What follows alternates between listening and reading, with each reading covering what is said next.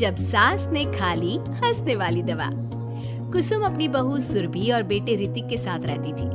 कुसुम के पति सुरेश काम के सिलसिले में अक्सर शहर से बाहर ही रहते थे।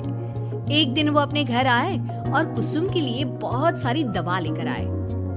भाग्यवान, कहाँ हो तुम? अरे आ गए आप। इस बार बहुत दिनों में आए और मैंने आपको जो घुटनों के दर्द की दवाई लाने के लिए कहा था वो तो लाए हैं ना आप? हाँ, तुमने जो भी कहा था वो सारी चीजें ले आया हूँ। बस अब एक गिलास पानी तो पिला दो। सुरभि, एक गिलास पानी तो लाना। सुरभि जल्दी से पानी लेकर आती है। सुरेश सुरभि के सर पर हाथ रखता है और उसका हालचाल पूछता है। बहू, ये तुम्हारी सास के लिए मैं कुछ दवाई लाया था। तुम देख लो ये दवा। तुम्हारी सास तो है बुलक्कड़, किसी और दवाई की जगह कोई और दवाई खा लेगी तो लेने के देने पड़ जाएंगे। सुरेश एक एक करके सुरभि को दवाई बताने लगा। देखो, ये घुटने के दर्द की दवा है। यह घुटनों के दर्द के लिए मालिश का तेल है। रोज रात को मालिश करनी है इससे। ये बीपी की दवा और ये कमर दर्द की। एक दवाई की शीशी हाथ में लेकर कहते हैं, लेकिन ये दवाई किस चीज की है? लगता है मेडिकल वाले ने गलती से दे दिया। सुरेश कुछ दिन अपने घर वालों के साथ रहता है और फिर शहर से बाहर चला जाता है। सुरभि रोज अपनी सास को दवाई दे देती है, लेकिन एक दिन वो घर के काम में बहुत व्यस्त होती है और अपनी सास को दवाई देना भूल जाती है। लगता है सुरभि को आज बहुत ज्यादा काम है। चलो कोई बात नहीं, मैं खुद ही दवा ले लेती हूँ।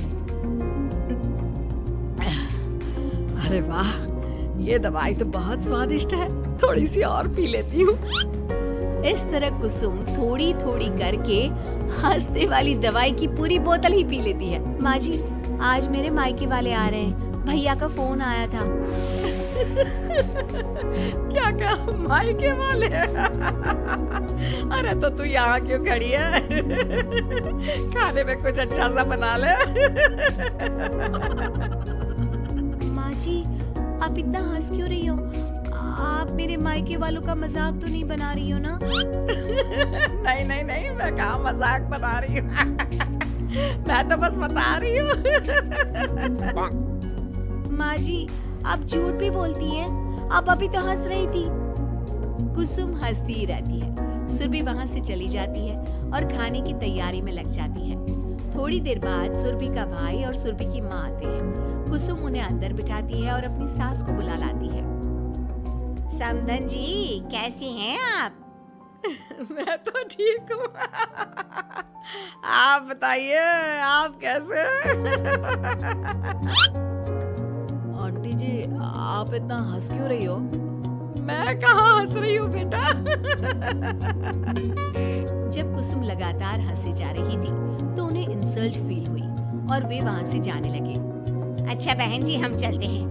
आपकी मेहमान नवाजी का बहुत बहुत शुक्रिया। सुरभि की माँ जा ही रही थी, तभी उसका पैर फिसल गया और वो बहुत तेज गिरी। माँ, आप ठीक तो है? अरे बहन जी, आप ठीक तो है? आपको चोट तो नहीं लगी ना? आप मुझसे पूछ रही हैं या मेरा मजाक उड़ा रही हैं? बहन जी, पहले तो आप इतनी बदतमीज नहीं थी, लेकिन अब क्या हो गया है आपको? माँ, आप ठीक तो है ना? अंदर चलिए, मेरे कमरे में आराम कर लीजिए। नहीं सुरभि, हम जा रहे हैं। हमें अपना मजाक और उड़वाने का शौक नहीं है। और सुरभि, तुम अपनी सास का इलाज कराओ।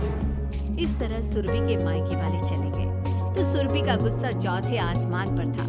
उसने अपनी सास से कहा, माँ जी, आपने मेरे भाई और मेरी माँ के साथ ऐसा क्यों किया? अगर आपको उनका यहाँ आना अच्छा नहीं लगा तो आप मुझसे बोल देती। इस तरह उनकी इंसल्ट करने की क्या जरूरत थी? नहीं बहू, मैंने कुछ नहीं किया।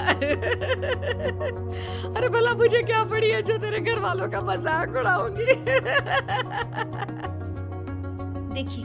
देखिए माँ जी, आप अब भी हंस रही हैं। आपसे तो बात करना ही बेकार है।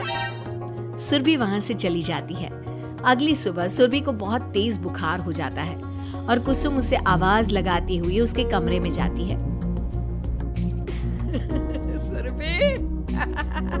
सुरभि, क्या हुआ? अभी तक सो रही हो तुम? क्या हो गया? माँ जी, मुझे बहुत तेज बुखार आ रहा है। अच्छा। ठीक है, ऋतिक को बुलाती हूँ। माँ जी, मुझे बुखार आ रहा है और आप हंस रही हैं। अरे नहीं बहू, मैं कहाँ हंस रही हूँ। वो तो मेरी हंसी रोक ही नहीं रही है। माँ जी, जब आपकी तबीयत खराब होती है तो मैं आपका कितना ख्याल रखती हूँ और आप मुझ पर हंस रही हो। चले जाओ आप यहाँ से। बहू सुन तो सही। नहीं माँ जी, आप जाओ यहाँ से। तो आपके बेटे ही आपसे बात करेंगे और मैं पापा जी को भी बताऊंगी कि आजकल आप क्या कर रही हैं। जब ऋतिक घर आया तो सुरभि ने उसे सारी बात बताई। मुझे तुम्हारी बात पर विश्वास नहीं हो रहा।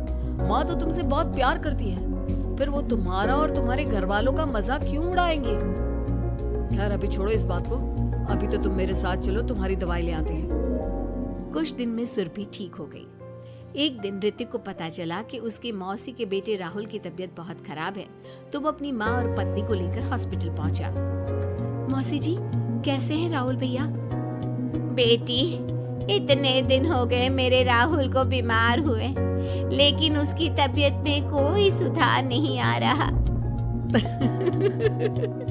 अरे छोटी, हुआ क्या है राहुल बेटे को? कुछ बता तो सही। माँ, आप हंस क्यों रही हो? कहाँ हंस रही हो बेटा? मैं तो अपनी बहन के बेटे के लिए परेशान हूँ। माँ, ये क्या तरीका है? रहने दे बेटा, ये तो मैंने सुना था कि मुसीबत में साया भी साथ छोड़कर चला जाता है। आज मैंने देख भी लिया। अरे नहीं बहन, मैंने ऋतिक और राहुल में ना कभी कोई फर्क नहीं किया।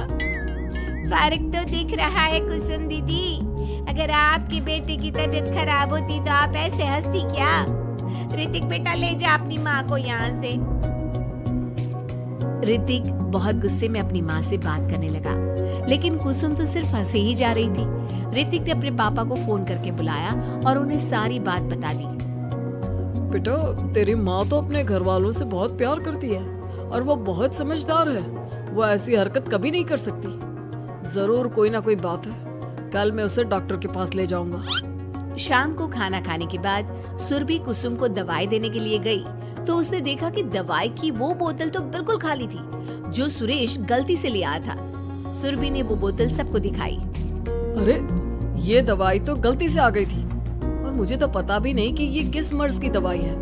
कुसुम, क्या तुमने ये दवाई पी थी? हाँ जी, एक दिन जब वो काम में लगी थी ना, तो मैंने ये दवाई पी कर देखी थी। मुझे दवाई बहुत स्वादिष्ट लगी तो मैंने सारी पी ली। माँ, आपको दवाई स्वादिष्ट लगी? अरे आप भी बच्चों जैसी बात करती हो। ऐसे कोई भी दवाई नहीं पीनी चाहिए, इससे कोई बड़ा नुकसान भी हो सकता है। मैं अभी डॉक्टर से पूछ कर आता हूँ। ऋतिक डॉक्टर के पास गया और कुछ देर में वापस घर आकर सबको बताया। माँ ने जो ये दवाई खाई है ना, ये हंसने वाली दवाई है और माँ ने एक साथ बहुत मात्रा में दवाई खाई है, तो इसका असर थोड़े समय तक तो रहेगा। उसके बाद माँ बिल्कुल ठीक हो जाएगी। अच्छा हुआ जो तू डॉक्टर से पूछ कर आया, नहीं तो हंसते हंसते मेरा पेट ही दुख गया है। तुम जब तक पूरी तरह ठीक नहीं हो जाती घर पर ही रहना, और घर पर कोई मेहमान आए तो उससे बात मत करना। आप ठीक कह रहे हो, मैं ऐसा ही करूंगी। अब मैं बिल्कुल हंसूंगी। कुसुम की बात सुनकर सभी हंस पड़े।